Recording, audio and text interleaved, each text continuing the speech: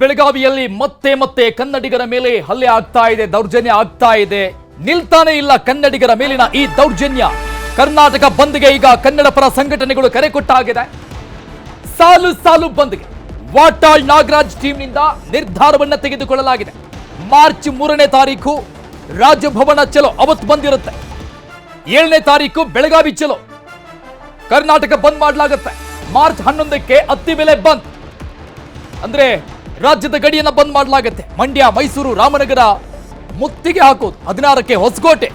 March 22ಕ್ಕೆ Karnataka bandh, ಖಾಸಗಿ ಶಾಲೆಗಳು ಬಂದ್, ಓಲಾ ಊಬರ್ ಬೆಂಬಲಕ್ಕೆ ಮನವಿಯನ್ನು ಕೂಡ ಕೋರಲಾಗಿದೆ. ಕರ್ನಾಟಕ ಹೋರಾಟಗಾರರಿಂದ ರೈತ ಸಂಘ, ಲಾರಿ ಮಾಲೀಕರ ಸಂಘದ ಬೆಂಬಲ ಘೋಷಣೆ. ಕರ್ನಾಟಕ ಬಂದ್ ಆಗುತ್ತೆ ಅಂತ ವಾಟಾಳ್ ನಾಗರಾಜ್ ಹೇಳಿದ್ದಾರೆ. ಬೆಳಗಾವಿಯಲ್ಲಿ ಆಗ್ತಾ ಇರುವಂತಹ ಕನ್ನಡಿಗರ ಮೇಲಿನ ದೌರ್ಜನ್ಯವನ್ನು ಖಂಡಿಸಿ ಕನ್ನಡ ಪರ ಹೋರಾಟಗಾರರು ಸಿಡಿದೆದ್ದಿದ್ದಾರೆ. ಈಗಾಗಲೇ ಒಂದು ಹಂತದ ಹೋರಾಟ ಬೆಳಗಾವಿಯ ನೆಲದಲ್ಲೇನೆ ಆಗಿತ್ತು. ಈಗ ಮತ್ತೊಂದು ಹಂತದ ಹೋರಾಟ, ಅಂದ್ರೆ ನೆಕ್ಸ್ಟ್ ಲೆವೆಲ್ ಅಲ್ಲಿ ಈ ಒಂದು ಹೋರಾಟವನ್ನ ತೆಗೆದುಕೊಂಡು ಹೋಗುವಂತ ನಿಟ್ಟಿನಲ್ಲಿ ಕನ್ನಡ ಪರ ಹೋರಾಟಗಾರರು ಮುಂದಾಗ್ತಾ ಇದ್ದಾರೆ. ಕರ್ನಾಟಕವನ್ನ ಬಂದ್ ಮಾಡಿ ಮಹಾರಾಷ್ಟ್ರದ MES ಪುಂಡರು, ಮಹಾರಾಷ್ಟ್ರ ಏಕೀಕರಣ ಸಮಿತಿಯ ಪುಂಡರಿಗೆ ಒಂದು ಕಟ್ಟುನಿಟ್ಟಿನ ಸಂದೇಶವನ್ನ ಕೊಡಬೇಕು ಅನ್ನುವಂಥ ನಿಟ್ಟಿನಲ್ಲಿ ರಾಜ್ಯದ ಎಲ್ಲಾ ಹೋರಾಟಗಾರರು ನಿರ್ಧಾರವನ್ನ ಮಾಡಿರೋದು. ಇವತ್ತು ಪ್ರಮುಖವಾದಂತಹ ಸಭೆ ಕೂಡ ಆಯಿತು. ಹಾಗಾಗಿ ಒಂದಿಷ್ಟು ತಾರೀಖುಗಳನ್ನ, ದಿನಾಂಕಗಳನ್ನು ಕೂಡ ನಾವು ನೋಡ್ತಾ ಇದ್ದೀವಿ. ಯಾವ ಯಾವ ದಿನ ಎಲ್ಲೆಲ್ಲಿ ಬಂದಿರುತ್ತೆ ಅಂತ. ಫೈನಲ್ ಆಗಿ ಒಂದು ಕರ್ನಾಟಕ ಬಂದಿರುತ್ತೆ. ಮಾರ್ಚ್ 22ನೇ ತಾರೀಕು ಕರ್ನಾಟಕದ ಎಲ್ಲಾ ಖಾಸಗಿ ಶಾಲಾ ಕಾಲೇಜುಗಳೆಲ್ಲವೂ ಕೂಡ ಬಂದಾಗಿರುತ್ತೆ. ಇದಕ್ಕೆ ಓಲಾ ಊಬರ್ ಕೂಡ ಬೆಂಬಲವನ್ನ ಕೊಡಬೇಕು ಅನ್ನುವಂತ ಮನವಿಯನ್ನ ಸಲ್ಲಿಕೆ ಮಾಡಲಾಗಿದೆ. ಈಗಾಗಲೇ ರೈತ ಸಂಘ ಮತ್ತು ಲಾರಿ ಮಾಲೀಕರ ಸಂಘ ಬೆಂಬಲವನ್ನ ಘೋಷಣೆ ಮಾಡಿ ಆಗಿದೆ. ಅಂದ್ರೆ ನಾವು ಕೂಡ ಈ ಹೋರಾಟದ ಭಾಗವಾಗಿ ಇರ್ತೀವಿ ಅನ್ನುವಂತಹ ನೈತಿಕ ಮತ್ತು ಸಾಮೂಹಿಕ ಬೆಂಬಲವನ್ನ ನೀಡಾಗಿದೆ. ಹೋರಾಟದಲ್ಲಿ ಪಾಲ್ಗೊಳ್ತೀವಿ ಅನ್ನುವಂಥ ನಿಟ್ಟಿನಲ್ಲಿ ಈ ರೀತಿಯಾಗಿ ವಾಟಾಳ್ ನಾಗರಾಜ್ ಹೇಳಿದ್ದಾರೆ. ಅಂದ್ರೆ ಇವತ್ತು ಆದಂತ ಸಭೆ ನಂತರದಲ್ಲಿ ವಾಟಾಳ್ ನಾಗರಾಜ್ ಮಾತನಾಡಿರುವಂತದ್ದು. ವಾಟಾಳ್ ನಾಗರಾಜ್ ಅವರ ನೇತೃತ್ವದಲ್ಲಿ ಉಳಿದಂತೆ ಎಲ್ಲ ಕನ್ನಡ ಪರ ಹೋರಾಟಗಾರರ ಸಮ್ಮುಖದಲ್ಲಿ ಬೃಹತ್ ಹೋರಾಟ ಕನ್ನಡಿಗರಿಂದ. ಮಹಾರಾಷ್ಟ್ರದಲ್ಲಿ ಆಗ್ತಾ ಇರುವಂತಹ ಕನ್ನಡಿಗರ ಮೇಲಿನ ಹಲ್ಲೆ, ದೌರ್ಜನ್ಯ, ಕರ್ನಾಟಕ ಸಾರಿಗೆ ಬಸ್ಗಳನ್ನ ನಿಲ್ಲಿಸಿ ಅಲ್ಲಿ ಮಸಿ ಬಳಿಯುವಂತ ಕೆಲಸ ಆಗ್ತಾ ಇದೆ. ದೃಶ್ಯದಲ್ಲಿ ನೋಡ್ತಾ ಇದ್ದೀವಿ ನಾವು. ಇಲ್ಲಿಂದ ಆರಂಭ ಆಗಿರುವಂತದ್ದು ಮತ್ತೊಂದು ಭಾಷಾ ವಿಚಾರ, ಅದು ಬೇರೆ ಬೇರೆ ಆಯಾಮಗಳನ್ನ ಪಡೆದುಕೊಳ್ತಾ ಇದೆ. ಮತ್ತೊಂದು ವಿಚಾರವನ್ನ ಗಮನಿಸಬೇಕಾಗತ್ತೆ. ಇದು ಭಾಷೆ ವಿಚಾರ, ಗಡಿ ವಿಚಾರ ಎಲ್ಲ ಸೀಸನಲ್ ಪ್ರೊಟೆಸ್ಟ್ ಅನ್ನುವಂತ ರೀತಿಯಲ್ಲಿ ಆಗ್ಬಿಟ್ಟಿದೆ. ಯಾವಾಗ ಬೇಕು ಅವಾಗ ಮಾಡೋದು, ಒಂದು ತಾರ್ಕಿಕ ಅಂತ್ಯನೇ ಬರ್ತಾ ಇದೆ. ನೋಡ್ಬೇಕು ಈ ಬಾರಿ ಆದ್ರೂ ಕೂಡ ಎಲ್ಲ ಕನ್ನಡ ಪರ ಹೋರಾಟಗಾರರು ಒಮ್ಮತದ ನಿರ್ಧಾರಕ್ಕೆ ಬಂದು ಇದಕ್ಕೆ ಒಂದು ಅಂತಿಮ ಹಾಡ್ತಾರಾ, ಅಂತಿಮ ಮುಕ್ತಿಯನ್ನ ಕೊಡ್ತಾರಾ ಅನ್ನೋದನ್ನು ಕೂಡ ನಾವು ನೋಡ್ಬೇಕಾಗುತ್ತೆ. ಯಾಕಂದ್ರೆ ನಾನು ಆಗ್ಲೇ ಹೇಳ್ದಂಗೆ ಸೀಸನಲ್ ಪ್ರೊಟೆಸ್ಟ್ ಆಗ್ಬಿಟ್ಟಿದೆ. ಯಾವಾಗ ಬೇಕಾವಾಗ ಪ್ರೊಟೆಸ್ಟ್ ಮಾಡೋದು, ಯಾವಾಗ ಬೇಕಾವಾಗ ಬಂದ್ ಮಾಡೋದು. ಜನರಿಗೆ ಇದರಿಂದಲೂ ಕೂಡ ತೊಂದರೆ ಆಗುತ್ತೆ, ಸಾಲು ಸಾಲು ಬಂದ್ಗಳಿಂದ. ಸೊ ಹಾಗಾಗಿ ಒಂದು ತಾರ್ಕಿಕ ಅಂತ್ಯ ಬರಬೇಕಾಗಿದೆ ಈ ಒಂದು ಗಡಿ ವಿಚಾರ, ಭಾಷೆ ವಿಚಾರಕ್ಕಾಗಿ. ಆ ನಿಟ್ಟಿನಲ್ಲಿ ಯಾವ ರೀತಿಯಾಗಿ ಕನ್ನಡ ಪರ ಹೋರಾಟಗಾರರು ನಿರ್ಧಾರಗಳನ್ನು ತೆಗೆದುಕೊಳ್ತಾರೆ, ಈ ಹೋರಾಟದ ರೂಪರೇಷೆ ಯಾವ ರೀತಿಯಾಗಿರುತ್ತೆ ಅದನ್ನು ಕೂಡ ನಾವು ಕಾದು ನೋಡಬೇಕಾಗುತ್ತೆ. ಬಟ್ ಸದ್ಯದ ಮಾಹಿತಿಯನ್ನು ನೋಡ್ತಾ ಇದ್ದೀವಿ ನಾವು. ಇವತ್ತಿನ ಸಭೆಯಲ್ಲಿ ಪ್ರಮುಖವಾದಂತಹ ನಿರ್ಧಾರವನ್ನ ಕನ್ನಡ ಪರ ಹೋರಾಟಗಾರರು ತೆಗೆದುಕೊಂಡಿರೋದು.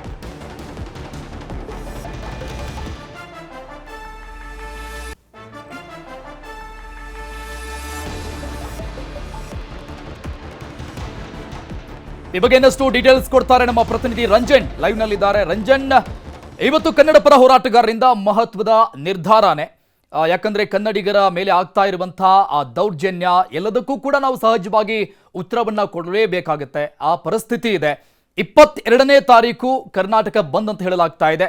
ಈ ರೂಪರೇಷೆ ಬಗ್ಗೆ ಏನಾದರೂ ಡೀಟೇಲ್ಸ್ ಸಿಗ್ತಾ ಇದೆಯಾ?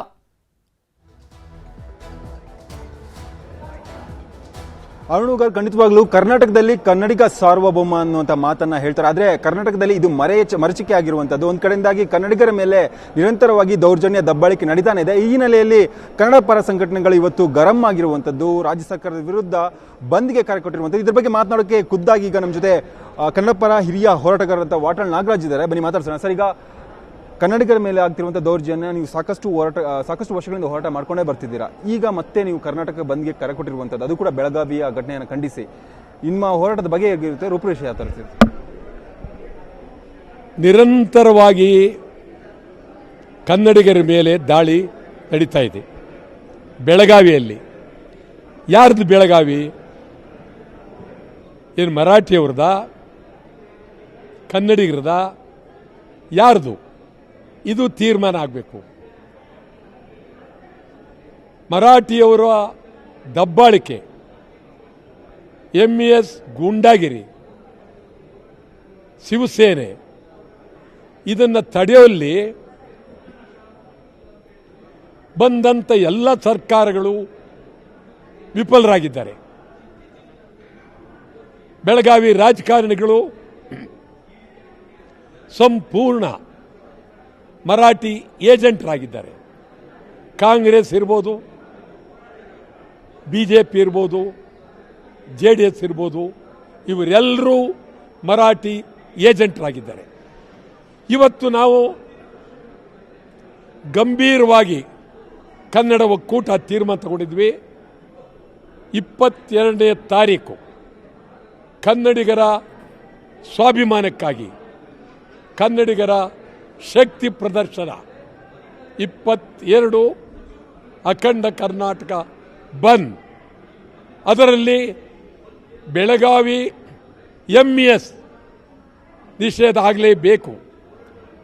ಉತ್ತರ ಕರ್ನಾಟಕ ಮಹದಾಯಿ, ಕಳಸಾ ಬಂಡೂರಿ, ಹೈದರಾಬಾದ್ ಕರ್ನಾಟಕದ ಅಭಿವೃದ್ಧಿ ಆಗಲೇಬೇಕು. ಇಲ್ಲಿ ಮೇಕೆದಾಟು, ಈ ಥರ ಸಮಗ್ರವಾಗಿ ಇಡೀ ಕರ್ನಾಟಕದ ಎಲ್ಲ ಬೇಡಿಕೆಗಳನ್ನು ಈ ಒಂದು ಅಖಂಡ ಕರ್ನಾಟಕ ಬಂದ್ನಲ್ಲಿ ಸೇರಿಸಿದ್ದೇವೆ. 3ನೇ ತಾರೀಕು ರಾಜಭವನ ಮುತ್ತಿಗೆ ಮರಾಠಿ ಪುಂಡರ ವಿರುದ್ಧ, MES ವಿರುದ್ಧ, MES ನಿಷೇಧ ಮಾಡಬೇಕು ಅಂತೇಳಿ ನಾವು ರಾಜಭವನದ ಮುಂದೆ ಬೆಳಗ್ಗೆ 11 ಗಂಟೆಗೆ ಕನ್ನಡ ಒಕ್ಕೂಟ ತೀವ್ರವಾಗಿ ಹೋರಾಟವನ್ನು ಮಾಡ್ತೇವೆ. ಸರ್, ಈಗ ಯಾವೆಲ್ಲ ಸಂಘಟನೆ, ಪ್ರಮುಖ ಸಂಘಟನೆಗಳ ಬೆಂಬಲವನ್ನು ಕೋರ್ತೀರಿ ತಾವು?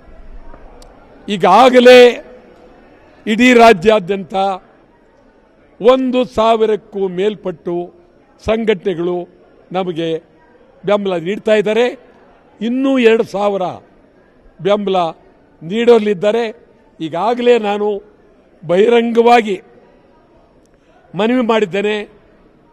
ಕರ್ವೆ ನಾರಾಯಣಗೌಡರು ಬೆಂಬಲ ಕೊಡಬೇಕು, ಪ್ರವೀಣ್ ಕುಮಾರ್ ಶೆಟ್ಟಿ ಬೆಂಬಲ ಕೊಡಬೇಕು ಅಂತೇಳಿ ಬಹಿರಂಗವಾಗಿ ಕಳಕಳಿಯಿಂದ ಮನವಿ ಮಾಡಿದ್ದೇನೆ. ಅವರು ನಮಗೆ ಬೆಂಬಲ ಕೊಡ್ತಾರೆ ಅನ್ನುವ ನಂಬಿಕೆ ನನಗೆ ಬಹಳ ಪ್ರಾಮಾಣಿಕವಾಗಿ ಇದೆ. ಸರ್, ಈಗ ಸಾಕಷ್ಟು ಕಳೆದ ಬಾರಿ ಕೂಡ ನೀವು ಕನ್ನಡ ಇದೇ ವಿಚಾರವಾಗಿ ಹೋರಾಟವನ್ನು ಮಾಡಿದ್ರಿ. MES ಅನ್ನು ನಿಷೇಧ ಮಾಡಬೇಕು ಅಂತ ಒತ್ತಾಯ ಕೂಡ ಹೇಳಿದ್ರಿ. ಸರ್ಕಾರಗಳು ಕನ್ನಡವನ್ನು ಎಲ್ಲೋ ಒಂದು ಕಡೆ ನಿರ್ಲಕ್ಷ್ಯ ತೋರ್ತಿದೆಯಾ ಕನ್ನಡದ ವಿಚಾರದಲ್ಲಿ ಅಂತ?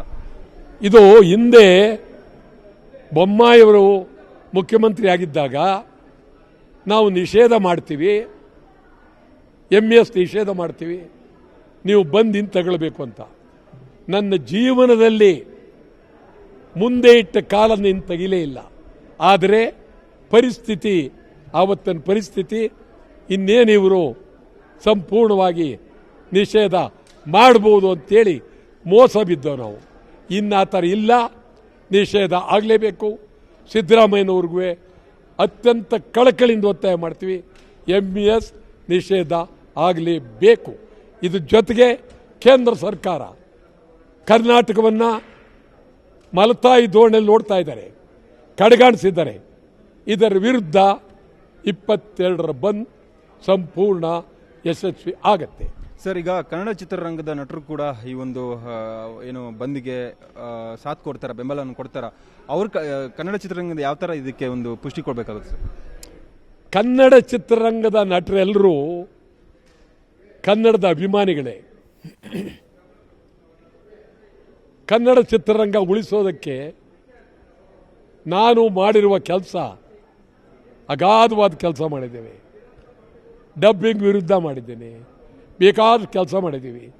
ಇದು ನನ್ನ ವೈಯಕ್ತಿಕ ಅಲ್ಲ, ರಾಜ್ಯದ ಗೌರವ, ಕನ್ನಡಿಗರ ಗೌರವ. ಇದಕ್ಕಾಗಿ ಇಡೀ ಚಿತ್ರರಂಗ ಬೆಂಬಲ ಕೊಡಬೇಕು. ಇಡೀ ಚಿತ್ರನಟರು ಪ್ರಾಮಾಣಿಕವಾಗಿ ಬೆಂಬಲ ಕೊಡಬೇಕು. ಎಲ್ಲರನ್ನು ನಾನು ಕಳಕಳಿಯಿಂದ ಮನವಿ ಮಾಡ್ತೀನಿ, ಸಂಪೂರ್ಣ ಬೆಂಬಲ ಕೊಡಲೇಬೇಕು. ಬೇಕು. ಅರುಣುಗಾರ್, ಒಟ್ಟಿನಲ್ಲಿ ಕರ್ನಾಟಕದಲ್ಲಿ ಕನ್ನಡದ ಮೇಲೆ ಆಗ್ತಿರುವಂತಹ ದೌರ್ಜನ್ಯವನ್ನು ಖಂಡಿಸಿ ಕನ್ನಡ ಪರ ಸಂಘಟನೆಗಳು ಈಗಾಗಲೇ ಬಂದ್ಗೆ ಕರೆ ಕೊಟ್ಟಿರುವಂಥದ್ದು. ಒಂದು ಕಡೆಯಿಂದಾಗಿ MES ಅನ್ನು ನಿಷೇಧ ಮಾಡಬೇಕು ಅಂತೇಳಿ ಆಗ್ರಹಿಸ್ತಿರುವಂಥದ್ದು. ಕಳೆದ ಬಾರಿ ನಾವು ಮನವಿಯನ್ನು ಮಾಡ್ಕೊಂಡಿದ್ವಿ, ಆದರೆ ಕಳೆದ ಬಾರಿಯ ಸರ್ಕಾರದಲ್ಲಿ ಈ ಮನವಿ ಈಡೇರಲಿಲ್ಲ. ಈ ಬಾರಿ ಕಡಾಖಂಡಿತವಾಗಿ ನಮ್ಮೆಲ್ಲ ಬೇಡಿಕೆಗಳು ಜೊತೆಗೆ ಕರ್ನಾಟಕದಲ್ಲಿ ಸಾರ್ವಭೌಮ ಆಗಲೇಬೇಕು, ಅಲ್ಲಿವರೆಗೆ ನಮ್ಮ ಹೋರಾಟ ನಿಲ್ಲೋದಿಲ್ಲ ಅನ್ನುವಂಥ ಮಾತನ್ನ ಹಿರಿಯ ಹೋರಾಟಗಾರಂತ ವಾಟಾಳ್ ನಾಗರಾಜ್ ಹೇಳ್ತಿರುವಂಥದ್ದು. ಅರುಣುಗಾರ್.